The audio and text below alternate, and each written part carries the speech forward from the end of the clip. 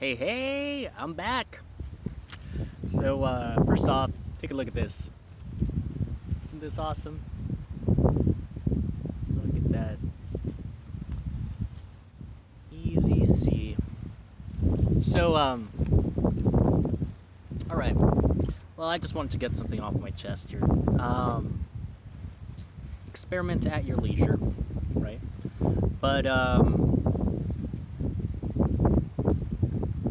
when Eve bit the apple in the Garden of Eden, that was the original sin. That was the original without. So, my theory is that your mind is actually a plantation field, and your thoughts are the seeds. And your exterior reality is where you reap what you sow in your mind, right? That is why words are so powerful, because they are literally the matter that creates the seeds that come into fruition, right? So, we know that the Druids were the ones who created the English language, and there's the story of the Tower of Babylon, where the people of Earth united to try to reach the gods. But then the gods got angry. They destroyed the Tower of Babylon, and they separated the races of the earth into different countries, territories, etc. And they created different languages to separate us.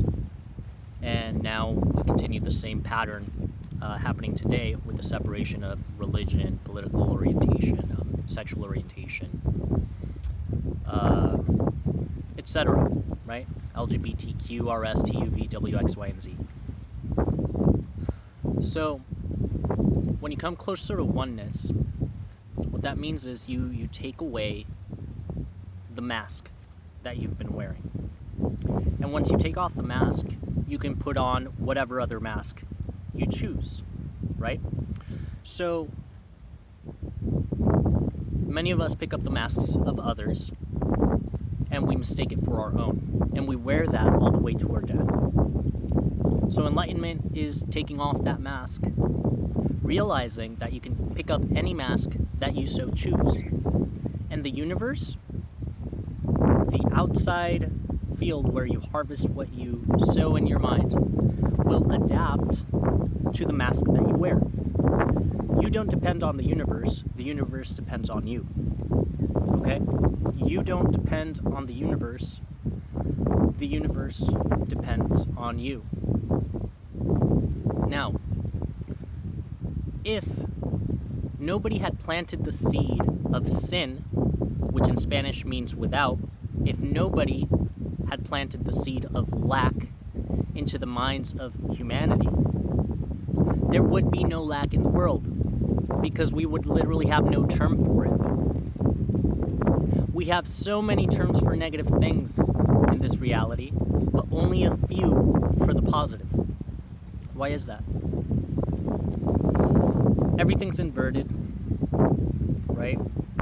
Schools destroy education, religion destroys spirituality, government destroys justice. It's all inverted, right? That's why you see the inverted cross, etc. Now the Ankh, the Egyptian Ankh, I got a download, which is pretty similar to the cross. However, it has a circle up top, which means that the Egyptians used to take the fourth dimension, the dimension of thought, the dimension beyond the five senses, the sixth sense, the third eye. They used to take that as the only reality, because they knew that was the seed that came into fruition into their reality. So, I want you to repeat this. My Ankh is serene, serene comes the dream. My Ankh is serene, serene comes the dream. My Ankh is serene, serene comes the dream. Let your Ankh be the anchor, and let it not be inverted in the third dimension. Let your fourth dimension be anchored in the fifth dimension, not the third. Let your fourth be anchored in the fifth, not the third. Let your fourth, the circle and the anchor, be dominated by positive seeds, so that that is only what you sow. Stop looking at the news. Stop letting them plant negative seeds in your mind, so that's all that you can see, and that's all the people around you can see. Stop. Let's start planting seeds of prosperity, abundance, unity, growth, happiness, joy. There is so much in the world. Everything is energy. Energy cannot be destroyed. It can only be transformed, right?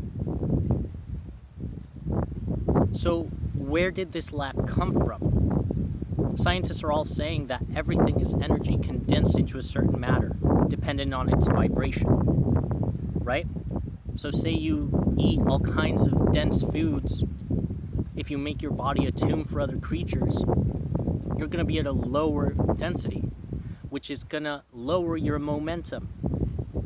Now, Alan Watts said we live in an energetic water, an energetic field, an energetic ocean. Jesus said that he used to walk on water. How did he do this? By charging up his momentum in his sixth sense, by encasing himself in a mustard seed. He didn't let fear, negativity, anxiety go into his mustard seed, and the universe hence projected miracles into his reality, right? So don't become infected with fear, negativity, anxiety that this world seems to have an abundance of. Well, the government, right? Govern mind.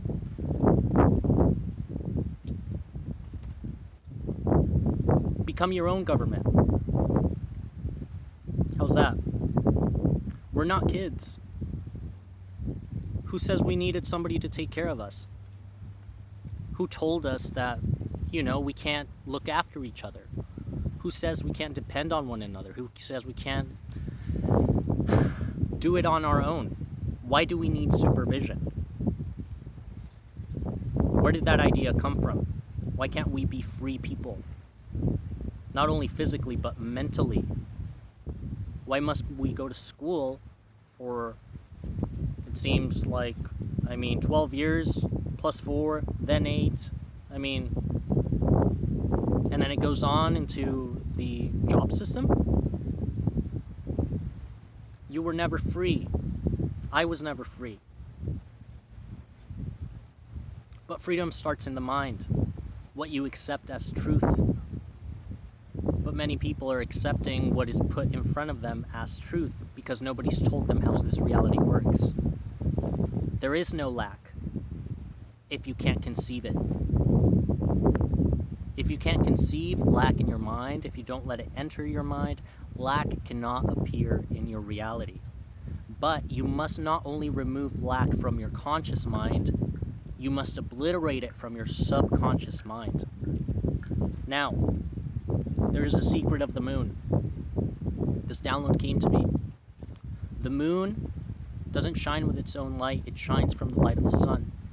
And that light of the sun shines on darker aspects, the subconscious. So on the full moon, project what you want your subconscious to hear, because you'll be able to program it faster. Yeah? The subconscious mind gets programmed in a theta wave state, which is a state akin to sleep, where you're kind of drowsing, and a state of repetition, right? Which is why I'm going to repeat a lot of stuff. So, that's one tip. Go out on the full moon and state what you want your subconscious to hear or let go of. Don't let negativity plague your harvest. Think joy, think happiness, think prosperity. Because if we want to see an actual change, we must become our own government. I love you. I hope this resonates. Keep plowing forward. Love you.